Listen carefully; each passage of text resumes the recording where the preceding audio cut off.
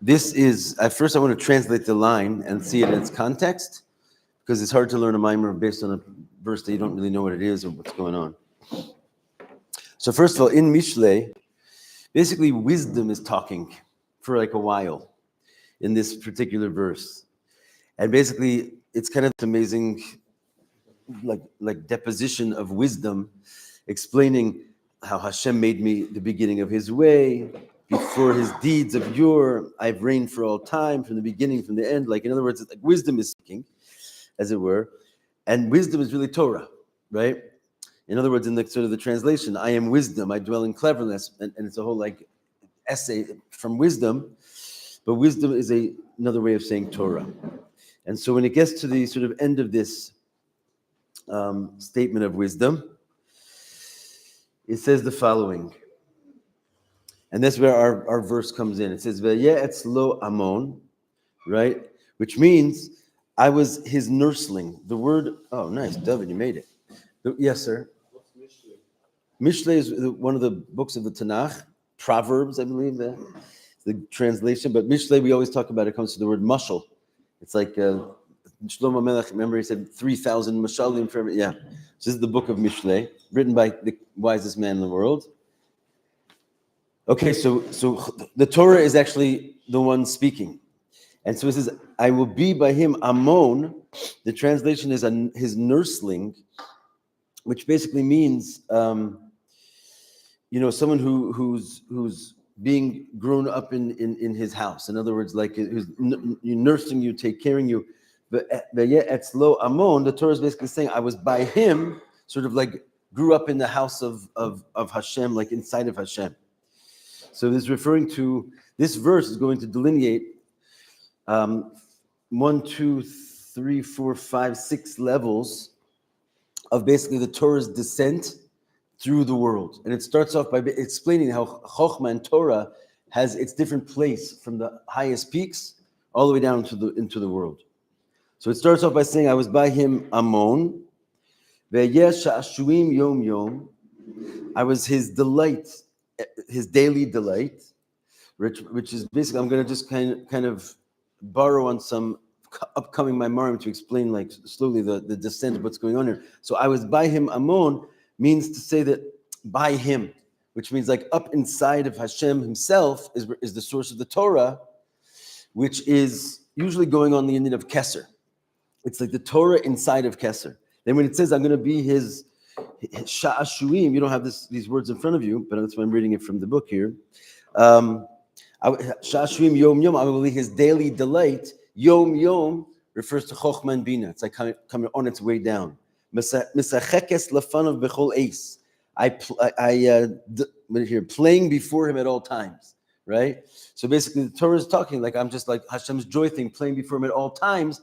The fact that it goes into all times, which brings you into sort of like the more reality of the division of time, although it didn't quite get there yet, is going on Za. After you get to Chokhmah and Bina, which is Yom Yom, it goes down a level, and now the Torah is playing before him at all times. Misachekes b'seivel artzo. Then it says, I play with him in his, basically in his world, playing in the inhabited areas of the earth. This is the Torah as it descends into Malchus, and v'sha'ashu'ai es b'nei Adam.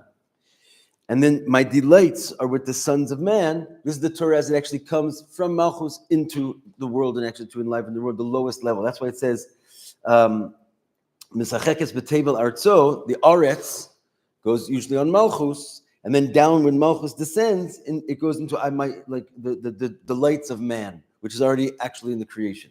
Is anyone following all this? It's a little bit, you're not seeing it inside, but this is essentially the pasuk referring to the Torah's own descent through the world. You follow? Noam? It is a bit esoteric. I think that's the word. In other words, the Torah is compared to water. It descends from a high place to a low place, which means really it's what is the Torah in its origin? It's essentially Hashem. It's Hashem's own essential wisdom, right? So before it becomes a wisdom that let's say all the way on the low end, when you can put your earthly mind around the Torah's wisdom and understand what it says in the Torah, that's a huge descent going through all those different levels for the Torah to actually be in this world in the hands of man, right? That it'll wind up being the delights of man. So there's a pasuk, Baruch Hashem, and Shlomo Melech is basically the wisest man in the world. He's explaining the descent of the Torah through all the different stages, and each one of those little lines has like a reference to its next line down. So, for example, and in truth, there's a lot to be said about this. I'll explain in a second. We're going to read a mimer, which is really like the preface of a second mimer, which was said in this year. That's why I'm saying all this as an introduction, because this mimer is a very short mimer, which was sort of an introduction to a very long mimer, which goes into this whole concept in a very, very deep way. I'm sort of just borrowing from the longer mimer so we can all be on the same page. So that brings us to what's that? What was the number of that Mishlei? This is Mishlei Ches, Lamed, and Lamed Aleph. Chapter 8, Pasuk 30 and 31. Okay, so let's just kind of return to the mimer for a second. This mimer was said, as a see at Lifnos Boker, in the early morning hours of Shavuos, the first night of Shavuos, 1964. And if you look at this little star at the very top, it goes down and says Roshei Prakim Bilvad.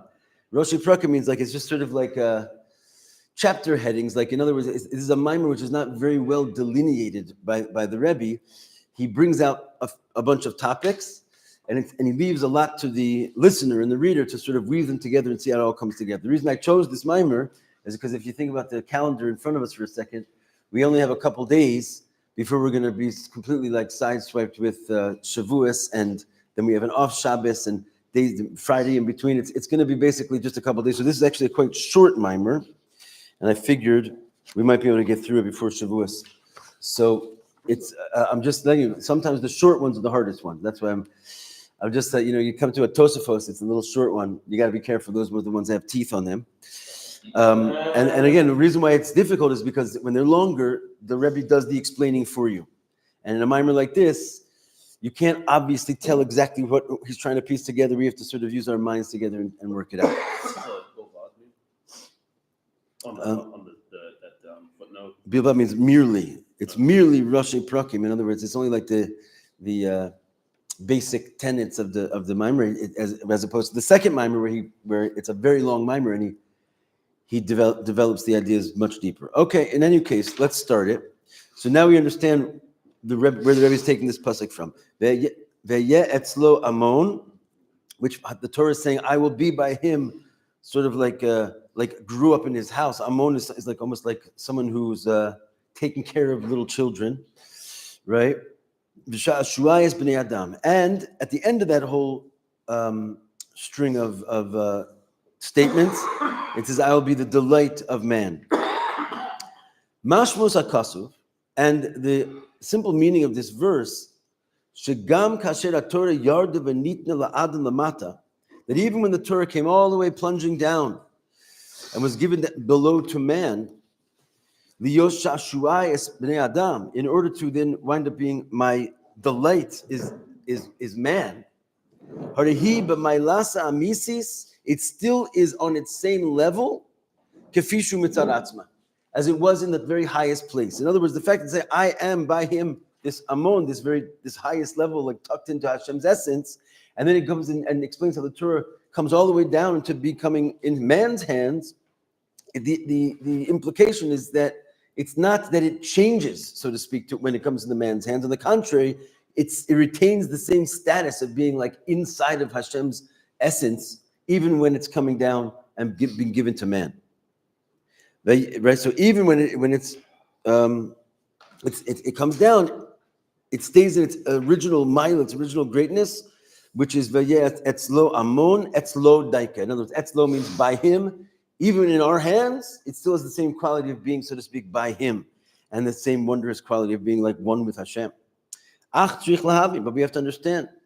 Hine Amrazal, the sages said, B'shah sha'ala Moshe l'marom, when Moshe went on high, Amru Malachei Hasharis lifnei HaKadosh Baruch Hu, Moshe went on high to get the Torah, and the ministering angels said to Hashem, what did they say? They said, give it to us. Ten hodach al shamayim. Right? You're looking to give your hidden treasure, give it to us. We're worthy. Amr LaKadosh Baruch Hu Moshe. Hashem said to Moshe, what? Hachzir lehen tshuva. He said, I'm not getting involved over here. Moshe, have a word with the angels. Do you have an answer for them? Amr lehen. Moshe said to them, L'mitzrayim yuradatem, chule yetzahar yesh b'nechem. So Moshe said, look in the Torah where it says, I am the Lord of your God who took you out of Mitzrayim. It's the beginning of it, right? Did you guys go down to Mitzrayim? What's that? Yeah? Yeah, it's much more fully elucidated there, but the Rebbe is just bringing it bekitzer in order to make his point. And then it goes on and says, you shouldn't steal, you shouldn't have adultery, right? You shouldn't murder. So it says, Yetzer hara yesh b'nechem, right? Do you have a Yetzer hara amongst you that you have to be told not to steal? Do you have do you have a etc.? So miyad hodulo chule. The angels didn't have anything to say back to that. That sounds like a pretty solid retort, and therefore they had to agree. It's all yours, Moshe. Take it away. Umavur bazeh, which means the Torah was essentially fitting for this lowly world. It's explained shamalachim nikraim omdim. So all of a sudden, we're going to jump into a topic here. It said that the angels are called standers, right? If you've ever heard this concept that the angels are called omdim ma'alo, right? That they're standing and praising Hashem in sort of a standing state, as opposed to a going and a walking state. Why are the angels called standers? They don't have this level called walking. What does that really mean? Mahalchim beina omdim ha'elu, right? That the prophet was told that he's a walker amongst these standers. The prophet was a walker amongst these standers, these angels. Why are they called standers? Because they're perfect. So standing, you're saying, is a greater quality than walking. No, but we're thinking that they're only standers. They're lacking the ability to walk. They don't have the koach of hiluch, which means to go. Yeah. Standing like bittul, that you're not able to actually be proactive in your avodah in a way. That walking seems to be more that you're involved. Perhaps. I don't know. Okay. They don't have free choice. They don't have free choice. Why is that called standing? No, but it is greater. It says ma'alo. So like Okay. They're not engaging. But still, they're only able to stand. That's why we, when we do the Shemona Esrei, we put our feet together. We're just stuck there. It's nice for a little while. Then you want to kind of go have coffee or something, right? They're not engaging. Yeah. They don't have the ability to improve their actions. Like That's kind of where I'm going with this. Very good. So the idea, first of all, you guys are all right. They're praising Hashem in this amazing way. They have this bittul. And by the way, every time we daven 3 times a day, the angels have an aliyah. So they are actually getting somewhere. It was once described to me by my Rosh Yeshiva. He pointed to the clock on the wall. He said they're going around and around and around and around, but they don't actually move anywhere. The clock just stays there in one place. And what's the connotation is that the angels are basically part of this Seder Hishtalshalus, where Hashem is revealing his midos. And so he has the angels of Chesed, Michael, angel of Gevurah, Gavriel. But the idea is that that's their job to play. You are Michael, you are Gavriel, you are fire, you are water. Water doesn't get to jump over and become fire and taste that out. Fire doesn't get to become water and taste it, right? So as opposed to the neshamas, we have this quality of walking. Like you said, we can sort of change our way. You can go from a state of ratzo to shov. You can go from a state of love to fear. You can experience basically this movement through the different qualities, whereas the angel's job is to just be that quality, right? It's like they stand there and they do their job perfectly, but they're sort of locked into it. Like you said, they can't change, right? And that's called going, right? So the whole quality of sort of moving in some kind of a way which breaks the boundaries, right? They're sort of locked into the rules of the Seder Hishtalshalus. The whole idea of us being in this lowest world, we have the mitzvahs, which means we can kind of jump and we can go beyond the boundaries with which we've been created. So the angels are called standers. Yeah. Is there any relationship between halicha, walking, and halacha? Of course, the same word. It's exactly why, right? Because through halacha, we get this quality of halicha, which is unlike the angels, we can actually sort of access what's called be'ein aruch, a quality of jumping. The idea of moving is that you're able to go beyond your fixed place, right? So this is what halacha affords us. It's kind of paradox that it's halacha. V'lechein bikshu shitinasen lehem haTorah, and therefore the angels, being standers, they were like, you know what we could use around here is a Torah, because the Torah will make us walkers and goers. Ki osios haTorah nikraim susim. We find in different areas that the letters of the Torah are called horses, right? Sus is like the meaning of letters. Why are the letters of the Torah called horses? What's the content? What's that? They're running. They transport, right? Exactly. Both, as you guys both put it together, the sentence, two parts of the sentence. Just like a horse, which carries, right, the rider, and in such a way where he's like jumping in a super speed, right? The whole idea of horsepower, before we had anything else, that was like the way to really move. You're not just walking, you're kind of flying on the horsepower. So the letters of the Torah are called susim, right? Because they give the ability for movement at great breakneck speeds. And through those letters, you can reach a distant place, or just like a horse, you can reach a distant place that you could have never reached on your own. So too, anyone who's in possession of these letters can sort of fly, and they're not stuck in the place which they're accustomed to. They're not stuck in their own level. It's basically the concept of a person could do tshuva in this world, right? That we have the Torah, it enables us to go like to flip our situation like from one extreme to the other extreme. This idea of like undoing your station, right, is essentially what he's talking about, like a horse, just flying into a different direction, taking you to a place where you on your own could not reach there. And therefore the letters of Torah are called the horses because they do this. And through those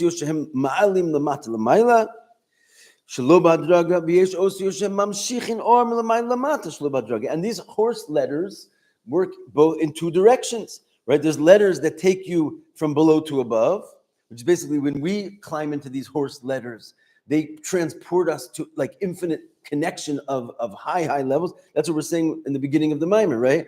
That even though they come down and become like the delight of man, there's still an amon they're still sort of tucked in, nursed by Hashem, because we can reach basically the infinite heights by climbing into the letters of Torah. They transport us, and it goes the other way around. If Hashem wants to essentially bring his self down into this place, he rides on the horse, and he can find himself infinitely transported, the essence of God, down to the finite world. So they both work both above and below. Therefore, the angels were very keen on having some horses. If you would have given the Torah to the angels, they could have stopped being standers and they could have become walkers. The angels too could basically break their boundaries, grab some letters of Torah and connect to Hashem. They were all for it. Give us the Torah. What's the problem? When they said, let's have the Torah, Moshe said, did you go to Mitzrayim? Do you have a Yetzer Hara? What does it mean? The issue is like this. If you want the letters of Torah to become like horses, which enable you to fly and change your station, right, which basically means to mine out of the Torah its true quality of hiluch and dilug and jumping and walking, it doesn't work unless you are accessing the Torah down here below, and using it to what we call levara birurim de tohu. What does it mean to refine the birurim? The process of refinement of tohu. In other words, only in this broken world, when the Torah suddenly has to be applied to separating good from evil and climbing into basically a situation where good and bad and all the like the negativity of the shviras hakelim, it fell, and its concentrated form of evil fell into this world. And therefore, when the Torah it was given specifically to this world, it can climb in and push away klippas and sort of refine the sparks and do this job of the birurim.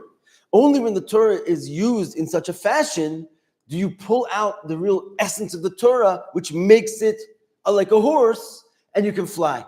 And so basically, if you would have given the angels the Torah, it would have been of no use to them. It wouldn't have made them drivers on the horses, because they couldn't pull such a power out of the Torah to elicit and mine out of it. It's koach of basically being able to go out of boundaries and change everything. It would have been useless to them. The only way to get that to come out of the Torah is to use it in its form of practicality in this world to separate good from evil. Yeah. So it's starting this God. So it was God's will to give the Torah to the Jewish people initially, and then the angels said, "No, give it to us." And I thought the angels are bottom to the will of God. So how did they? That is their bittul. In other words, they want nothing but God, right? So in other words, they see that there's a great light and something desirable Hashem. They want in. You know, and that's as soon as they were explained to, in other words, Hashem didn't tell them that they were bad for asking, right? He actually said, "Good call, Moshe. Do you have anything to say for yourself?" In other words, even that, it was almost like Moshe himself almost had to go through this refinement process and like separate good from evil, even to get the Torah, to wrench it out of their hands. So I'm not sure that, and as we're going to soon see, there is an aspect of Torah by them. In other words, it's not a completely,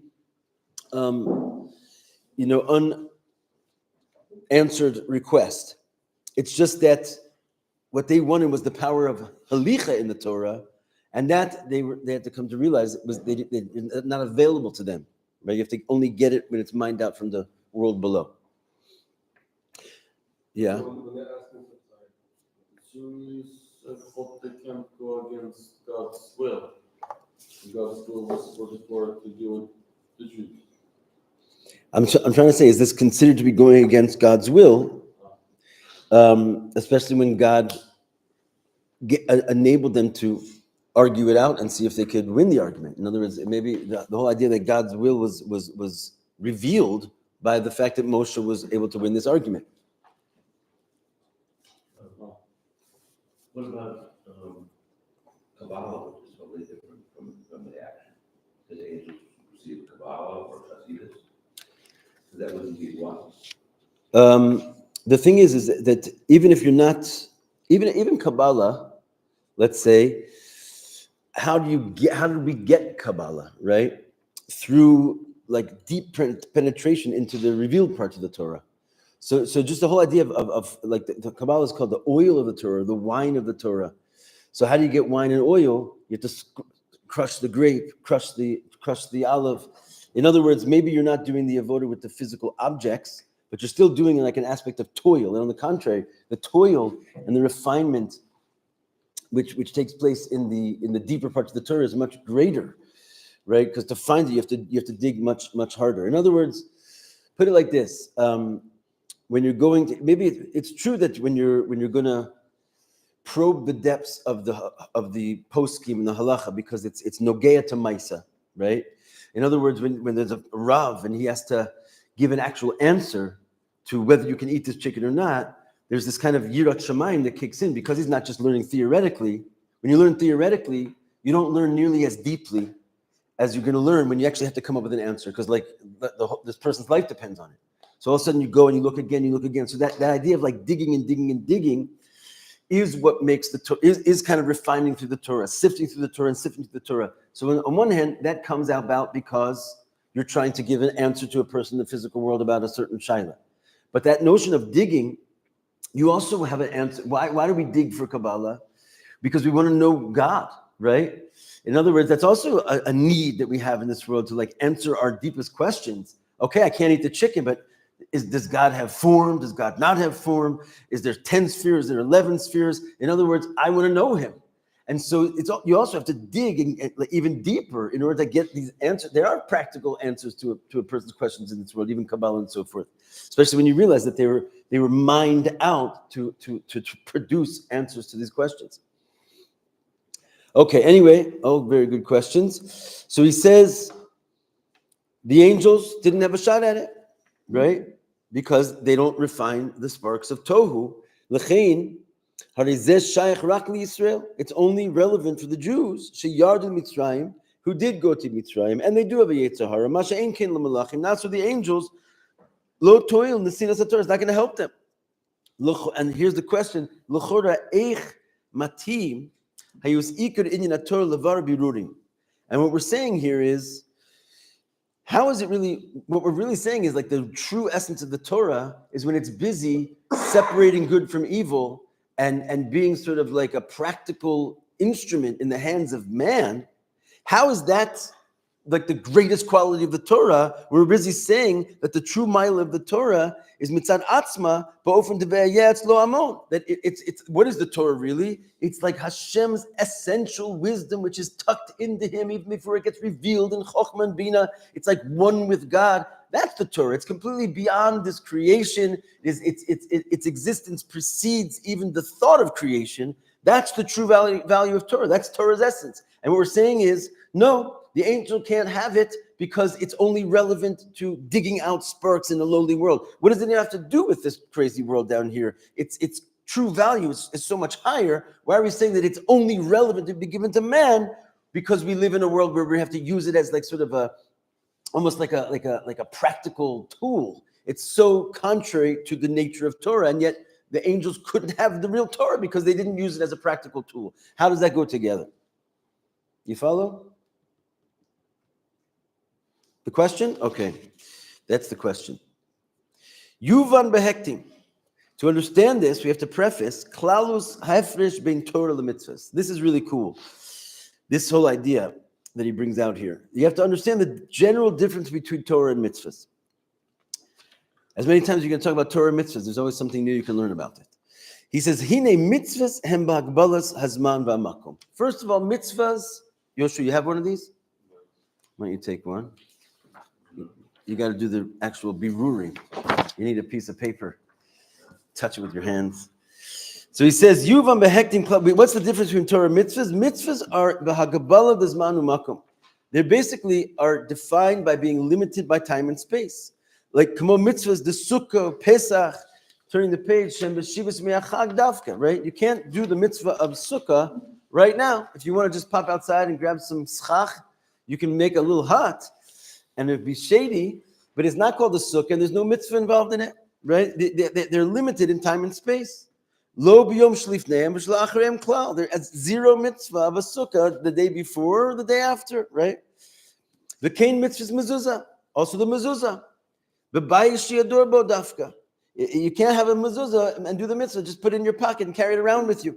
It's very fixed rules. You have to live in this house, right? And it goes on this door on the right side in a certain spot. And if you don't put it there, you didn't have a mezuzah. It's all like mamash extremely dialed into time and space. You have also some mitzvahs which seemingly you could say are not connected so much with time and space. For example, like the mitzvah of tzedakah, or the like. Tzedakah you can do whenever, right? And you could do wherever. So it's a little bit less seemingly bound. He says, nonetheless, you can't do tzedakah with something that's not called money, or right? It's not with thin air. You still need physical things. In other words, you're going to give food, money, which is a physical item, limited in time and space. You still, in other words, you can't get away from it. Every mitzvah, no matter what mitzvah you're going to come up with, its whole inyan is that it's dialed in with certain coordinates that have to do with limitations of time and space. Yes, sir. There must be some mitzvah in regards to contemplating about God's greatness, and that doesn't seem so long, but time and space. Well, even then, there's where it's happening inside of a physical brain. In other words, he doesn't bring out here. There's a few mitzvahs that are called chovas halavavos, loving God, fearing God, which are usually, it's interesting, he doesn't mention them here, but the point is that in other places he mentions them. You can't, the idea of loving God is intended to the fact that just like you love a person, right, you feel it in your heart, you can't really fulfill the mitzvah of loving God unless you feel it in your heart, which means there's a physical heart which is experiencing the love. It still has to come into the coordinates of Noam in time and space. That's where that mitzvah is happening. It's not something purely theoretical. Yeah. Wouldn't it still be possible to hypothetically fulfill this mitzvah Olam Haba paradoxically, because seemingly the souls in Olam Haba do love God? even Well, that's if the they beauty don't of it. love God or That's the anything. beauty of it. So because they don't have time and space, they can't lock themselves into a state of finiteness, which is so incumbent on the mitzvah. They may, in fact, love and fear Hashem, but it's not called a mitzvah. Right? They can't do mitzvahs. That's the whole point, because mitzvahs require a physical, coordinates. Otherwise, what's a mitzvah? It's the will of God, a commandment, right? They can't fulfill that commandment. They might love God, but they can't love God at the state of what's called, I'm commanding you, sanctifying you with my mitzvah to love God. No, they just love God. But in order to be yotzi, the mitzvah of loving God, you need a physical heart. And that's the kind of the point that he's making. Mitzvahs only are relevant when there's physical time and space involved. It's an interesting thing. This is the same differentiation as halacha and mitzvot that we're doing with Torah here. The same, what are you trying to say? Like they can't fulfill the mitzvah, but we say that they're still fulfilling the halacha. No, there's no halacha. They don't go. We already established. Angels stand, right? They don't go anywhere because they don't have these mitzvahs. I thought the whole thing was that the mitzvah is a commandment. So it's like if I have to command you, that means that there's a possibility that you won't do it. And the halacha is like, now that you're in a state of like awareness of God, you're naturally going to be able to do that thing. No, No, I don't. I'm not getting the difference between halacha and mitzvah here. isn't that what we basically discussed last time we made that class on the difference between halacha? In the Olam Haba, we'll have the halacha, but we won't have the mitzvot. You're bringing in like mamash a separate concept, where the idea of mitzvah can also be understood to be a connection, and not the olam haba, in the world of, there's two different olam habas that we're talking about all of a sudden. Also, you're talking about the world of tchias hamesim and like the end of days. Right. We're talking about when person passes away, and like the experience you have above, which is so in the end of days, there's a concept that mitzvahs will go away, meaning to say that we won't feel a state of separateness from God. No, not really. It's not that. No, not at all. Actually, they're still loving God. In other words, they're still having an experience of God's over there. They're creations, right? They're in the world of Bria.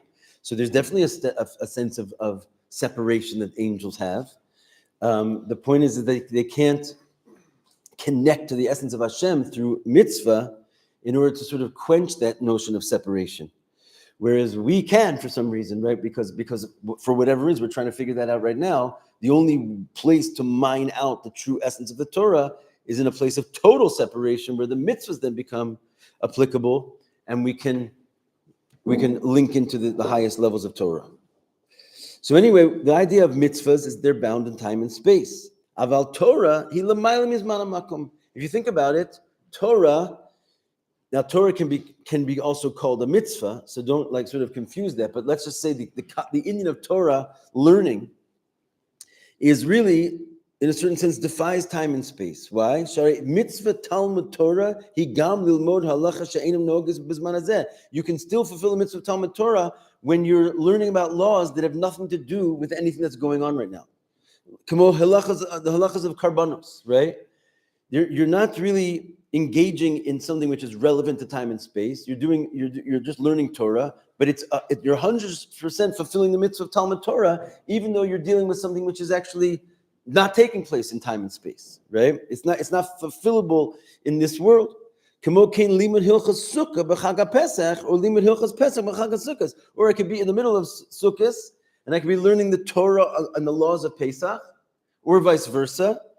And I'm still fulfilling the mitzvah of Torah, even though it has nothing to do with the actual enclothing into a physical reality of time and space. I'm sort of all over the board, right? I'm connecting with the Torah in a way which defies its relevance to the immediate expression in this world. So yotzim b'zeh yidei chavas mitzvah Talmud Torah. I'm still yotzi Talmud Torah, even though basically it's totally irrelevant to the time and the space that I'm in.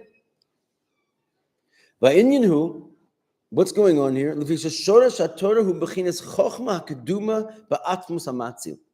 Because Torah's source it's some fancy words here, but he says in the primordial wisdom, in the essence of the emanator, right? It's a lot of interesting words there, but essentially the emanator refers to God, right? Because the world of Atzilus is the world of emanation. He who emanates that world is God.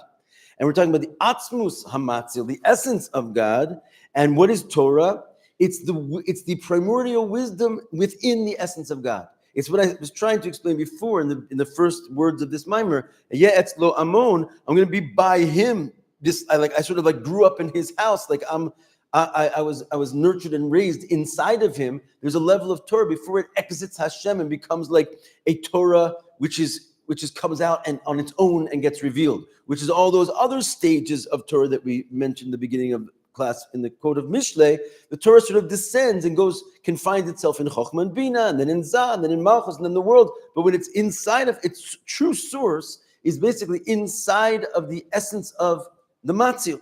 So in other words, it's not necessarily him, but as we said in the previous class, there's this concept of like the Etzem Ha'or, right?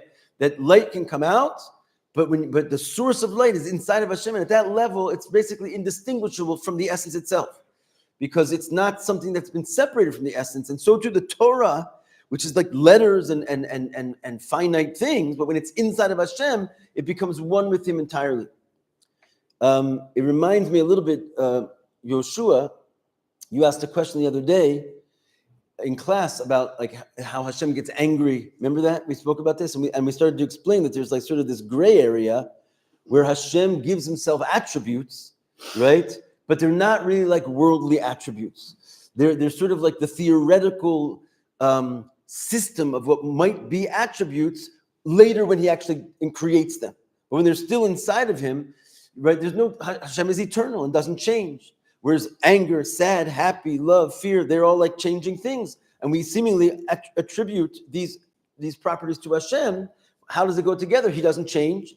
Because we're saying that basically when he's bearing those attributes inside of himself, there's like kind of this little intermediary gray area there where he's bearing it's called the Torah, because the Torah also has letters, and once you're getting into letters, you're getting to different forms, you're getting into changes, right? He has letters, he has the Torah, but at the same time, those letters of Torah inside of his oneness, and therefore they don't really have the qualities and characteristics of actual letters that come out and change and can be formed. It's like this middle ground. You following what I'm saying? And so, in its source, this is where the Torah is. It's inside of Hashem's essence. I will be by him, raised by him. And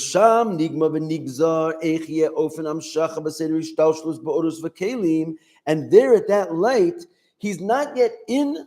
He doesn't yet have oros and kalim, because once you go into oros and kalim, what is that? That's real change. That's like it's getting very close to change, because you're taking the light, contracting it, putting it inside of something. You're already limiting it, and you're making it different from chesed to the light of chesed, and the kli of chesed to the light of gevurah, and the kli of gevurah. Once you go into light and vessel, you're already much, much closer, and potentially even have arrived at this notion of limitation and change. But the idea is that how the Torah is before it goes into lights and vessels, there's still an aspect of Torah there. It's not just Hashem alone, one. It's I am there with him inside of his hidden essence. And therefore what it is before Hashem actually creates the lights and he creates the vessels and brings them out, he sits there sort of in his realm of oneness, decreeing and deciding how all the lights and the vessels are going to be when they come out. So that's the Torah in his essence.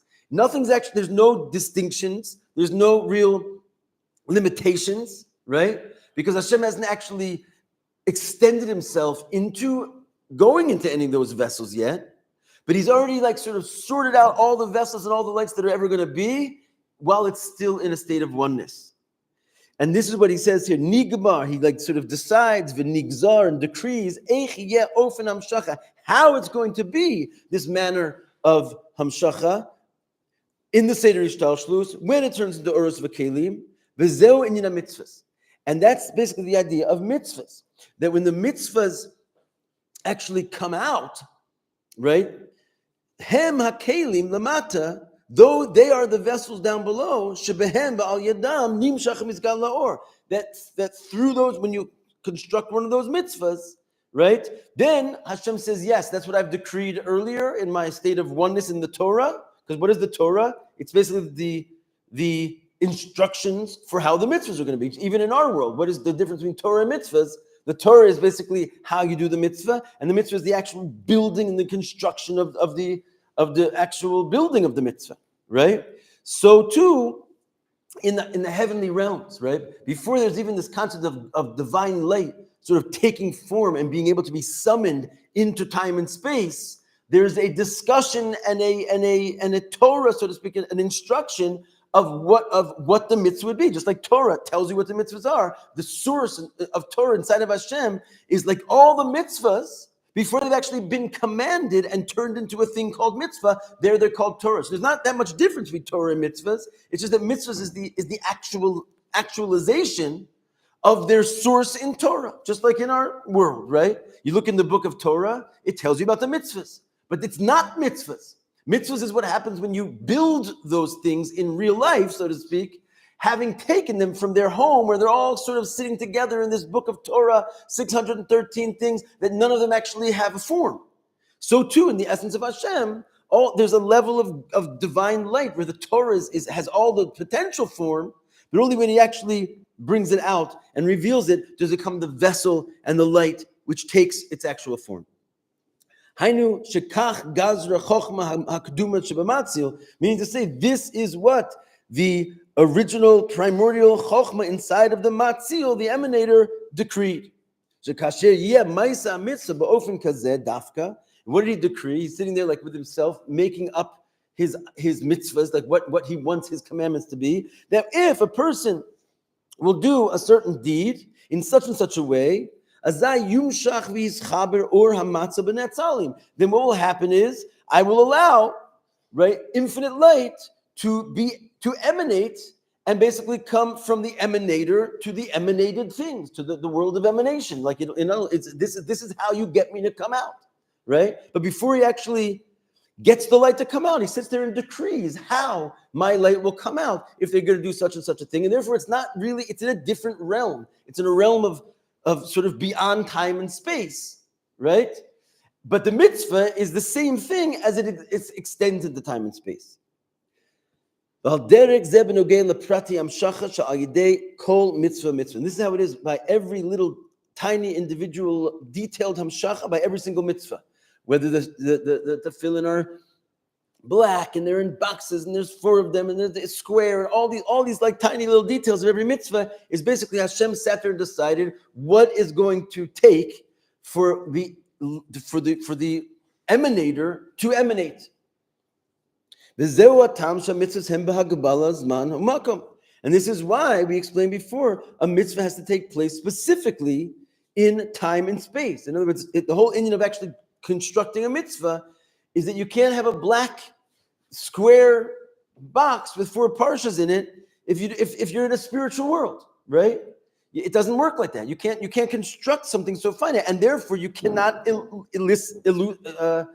bring forth elicit the light of the emanator, because his decree up there is that only if you do this exact thing in this exact way in a finite space will that actually draw out my emanations. So therefore the mitzvahs specifically must be in a way that you can construct them in a finite way of time and space. They are the vessels which draw out the light below. But the Torah itself doesn't have those limitations, because it is up in the essence of the emanator himself. The Gzor, and all he's doing there is decreeing how it's going to be such a hamshacha will take place if you would accomplish this in the finite world. If in other words, it's talking about a world of time and space from a dimension which is beyond time and space. As I will it, right? But he himself is not limited in these things. He doesn't have those limitations. He's just decreeing that if someone will make a limitation, and of course you can only do that in a world of limitation, I'll come out. And if not, I'll just stay in this world where it's all sort of happening in a non-temporal way. And so basically, since that's the source of these things above, it comes down here as well. When you learn Torah, you're not really having to deal with the whole limitations of time and space. I can sit here and learn the laws of Pesach in the middle of Shavuos and Sukkot. Like I could talk about Karbanos. I'm busy with a mitzvah of Torah. It doesn't require the same, because Torah is like essentially a different, it's drawing on a different dimension than mitzvahs are drawing on. Who's following? You got your phone? It's all on there. You find it in there. It's a little bit less mugabal in time and space. Like Hamshacha. Hamshacha means to draw down. Yeah, so it's like the Prati Hamshacha is like the details of the drawing down. Kind of Yes, thing. like if it's going to be, that's what I said, black and square and all these different issues. So are we seeing the details are already present in that space, or that like they retroactively become expressed there because of the halachic decisions that are made down here? When you say the details are in that space, Because I'm saying they're there in a way of being decreed from there, but there's no details there, right? They haven't been actually decreed yet. They're just sort of the discussion of what it would take if you were in a finite world to bring me out of here, but I'm not in a finite world.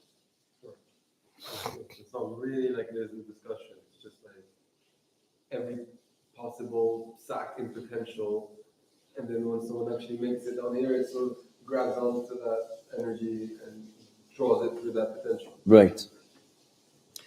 Okay, let's see how much time we have left. 4 minutes. It's not going to do much, but let's try and do one more little piece here. So he says, you're just going to do this, try to put this one paragraph in. 3 minutes? Let's do it. Al pi zeh yuvan gam hatam. According to this, we can understand the reason. Shatorah nichtava kamo sipor maisa. This is why the Torah is written as a story.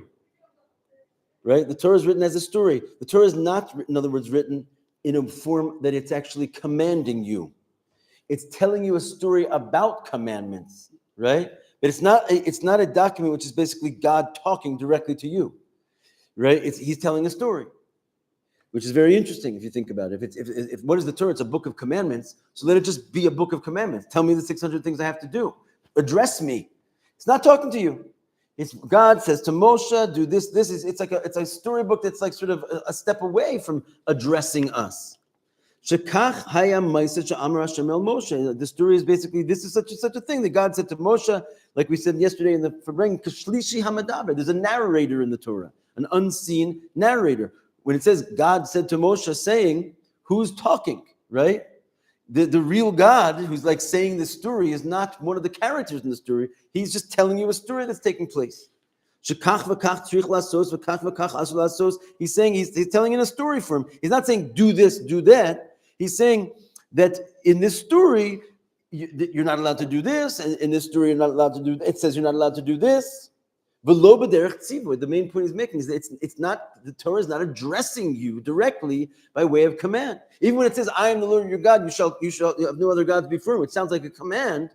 This is part of a story. It's like Moshe says, this is what Hashem said, quote, I am the Lord your God, right? It's not directly addressing you, the whole Torah.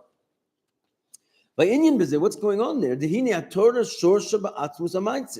Because the Torah is, again, this same Torah that we have here, it's a reflection of its true source, which is basically sitting inside of the essence of the emanator.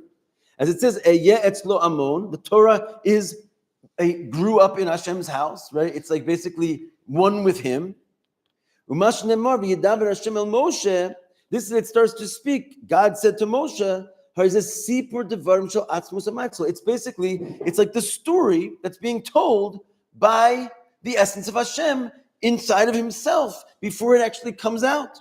Like a person talking to his buddy. In other words, he's just telling you, I decided that I'm going to have a walk a little bit later today. I think I might go to pick up some tefillin and put them on. In other words, I'm not telling you to walk. I'm not telling you to put on tefillin. I'm having a discussion about what's going to come later. Right? It's not a discussion about commanding you to do anything. It's telling you, like in the mashal, it's like a guy who's telling you that I decided what I'm going to do, but I'm not telling you what to do.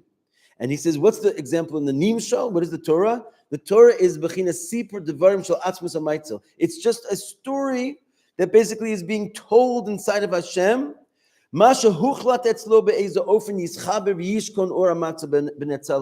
words, he's talking about what was my decision, in what way I will join with the world, and in what way I can dwell with the world. This is already sitting there in his essence. It's not by way of commandment, but rather just merely telling a story. So it took me a second to understand what he's saying here with this telling the story business. But the idea is basically that it's like we've been saying, it's all the discussion of what the mitzvahs will be, but not an actual entry into the dimension where the mitzvahs are actually happening. And if you look at it, that's the Torah intentionally remains aloof to the actual business of issuing commands, even though it's a story of issuing commands. Why is it told in such a way that it's not actually issuing any commands? Because it's Torah, and Torah is higher than the issuance of commands. It's basically the place where commandments will be thought of and discussed inside of Hashem's essence. But if it actually comes out to the state of mitzvah, it's already left that state of essence. It's become something other than Torah. It's become mitzvah. And so therefore, even when we're studying Torah, we're studying a story about mitzvahs that didn't actually happen yet. Because we can also access that level of the atzmus. That's the difference between Torah and mitzvahs in this world. Mitzvahs, you can't do it like that. Mitzvahs is mamash getting into time and space, falling into line and doing something very specific, which is issuing the command and fulfilling the command. The Torah is before you actually get to the realm of finite space and time of the command. You're just in the conversation about those commands, which is just like it is up in the essence before the actual light comes out. So we have access to the essence of that light because this is the way the Torah plays itself out also in this world. Okay, we'll hold here. It's interesting, right? Yeah, super.